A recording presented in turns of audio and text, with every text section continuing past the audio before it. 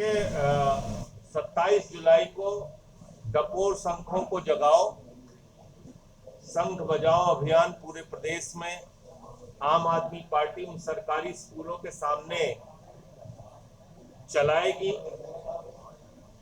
जहां के स्कूल बंद करने का आदेश बीजेपी सरकार ने योगी आदित्यनाथ जी ने दिया है।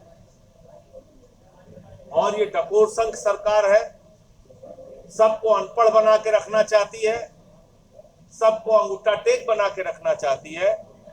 इसलिए मैं लोगों से अपील करता हूं, उत्तर प्रदेश की जनता से भी, कि इस अभियान में बढ़ चढ़ कर हिस्सा लीजिए। जो स्कूल बंद हुए हैं वहां बच्चों के अभिभावक और हमारे पार्टी के कार्यकर्ता पहुंचेंगे, वहां डपोर शंखों को जगाओ, शंख बजाओ, थाली बजाओ अभियान चलाएंगे। और बाकी हमारा 2 अगस्त का आंदोलन है जिसकी जानकारी हम पहले दे चुके हैं। अभी हाई कोर्ट का एक डबल बेंच का फैसला आया है, उसका पूरा आदेश पढ़ने के बाद और स्थिति स्पष्ट होगी। फिलहाल ये पता चला है कि आगे स्कूल बंदी ना हो, इस बात का आदेश हाई कोर्ट ने दिया है। कानून व्यवस्था बद से बदतर है। और अभी जो मामला सामने आया है, 2 प्रकरण है। एक तो महिला कांस्टेबल का दरोगा ही रेप कर रहा है, फिर गैंग रेप कर रहा है, तो महिला कांस्टेबल सुरक्षित नहीं है। और दूसरा ट्रेनिंग सेंटर जो मुख्यमंत्री जी के गृह जनपद में है, गोरखपुर में, वहां महिला पुलिसकर्मी जो ट्रेनिंग के लिए गई हैं, उनकी कंप्लेन तो बहुत ही गंभीर है। कह रही है बाथरूम में कैमरा लगा हुआ है, उनकी तो इज्जत के साथ खिलवाड़ हो रहा है। रोते बिलखते जो उनका वीडियो सामने आया है, उस पर सरकार को संज्ञान लेना चाहिए और जो लोग इसके लिए दोषी हैं उनके खिलाफ कार्रवाई करनी चाहिए। नहीं लगता है कि पूरे प्रदेश में इस तरह की व्यवस्था जो फैली है ट्रेनिंग सेंटर को लेकर के? फिरोजाबाद का भी मामला सामने आया, गोरखपुर का भी मामला सामने आया, तो ये इसके निश्चित रूप से उठाएंगे। अभी मुझे जानकारी कल मिली इस पूरे घटना की और मैंने उस पर ट्वीट भी किया है। मंडे को जब सदन शुरू होगा तो इस मामले को संसद के भी अंदर उठाएंगे हम। और ये निश्चित रूप से बहुत ही गंभीर मामला है। जब महिला पुलिस उत्तर प्रदेश में सुरक्षित नहीं है तो आम महिलाओं का और बेटी बचाओ के नारे का क्या होगा? सांसद जी, ये थाली बजाओ और संग बजाओ जो कि बीजेपी कॉन्सेप्ट है, ये आम आदमी पार्टी क्यों अब इसको? भैया उनका कॉन्सेप्ट झगड़ा कराने के लिए था, हमारा कॉन्सेप्ट है बच्चों का स्कूल खुलवाने के लिए। बच्चे रो रहे हैं गेट पकड़ के, वो योगी जी को सुनाई नहीं दे रहा है, तो हम शंख बजाएंगे, थाली पीटेंगे। हो सकता है मोदी जी को सुनाई पड़े, क्योंकि देखिए मोदी जी का तरीका क्या है, वो कहते हैं कोरोना से ठीक होना है, दवा मत करो, ताली बजाओ, थाली बजाओ। तो हमने डपोर शंखों के लिए ये योजना लागू की है कि हो सकता है डपोर शंख इससे जाग जाए, शंख बजाने से, थाली बजाने से, क्योंकि वो सही रास्ता तो सुन नहीं रहे, बच्चों के आंसू देख नहीं रहे। तो डपोर शंखों को जगाने के लिए ये एक तरीका, नया आधुनिक तरीका जो बीजेपी वालों को पसंद है, वो हमने निकाला।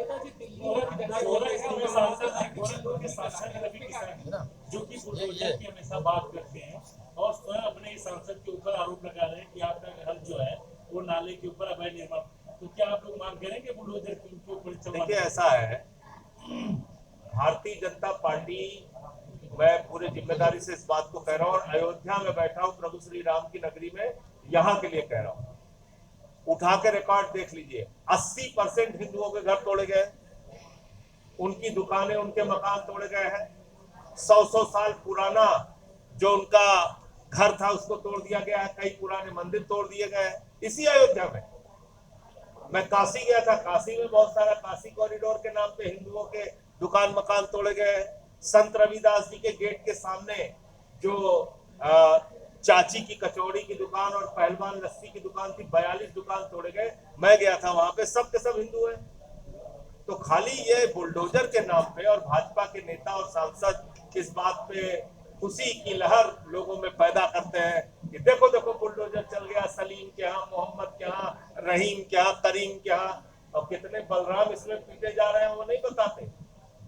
कितने अग्रहरी, कितने गुप्ता, कितने यादव, कितने तिवारी शहीद हो रहे हैं ये नहीं बताते। सांसद जी, तो ये सवाल है। SIR SIR एक घोटाला है चुनाव का, और प्रधानमंत्री जी और भारतीय जनता पार्टी ने चुनाव आयोग के साथ मिलकर बिहार के चुनाव की जीत का प्रमाण पत्र चुनाव से पहले ही हासिल कर लिया है। इसलिए अब बिहार में चुनाव का कोई मतलब नहीं है। 52 लाख वोट काटे जा चुके हैं। बहिष्कार के सवाल पे हमारी पार्टी जो निर्णय लेगी उसके बारे में तब आपको आधिकारिक जानकारी देंगे, लेकिन मेरा अपना मानना है कि 52 लाख वोट कटने के बाद अब बिहार के चुनाव का कोई मतलब बचता नहीं है। धनखड़ जी के इस्तीफे में मैं बता चुका आपको कि ये जो फैसला है इससे पूरा देश अचंभित है, हैरान है, परेशान है।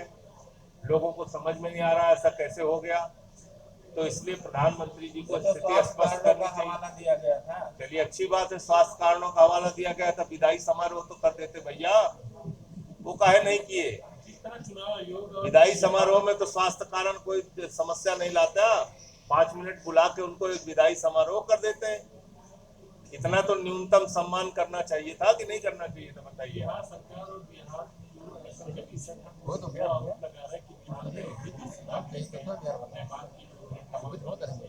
अरे इनको तो हर चीज से प्रॉब्लम है भाई। आप बताइए, संतोष नाम के एक व्यक्ति का वीडियो है, कहिए मैं आपको दिखा दूं।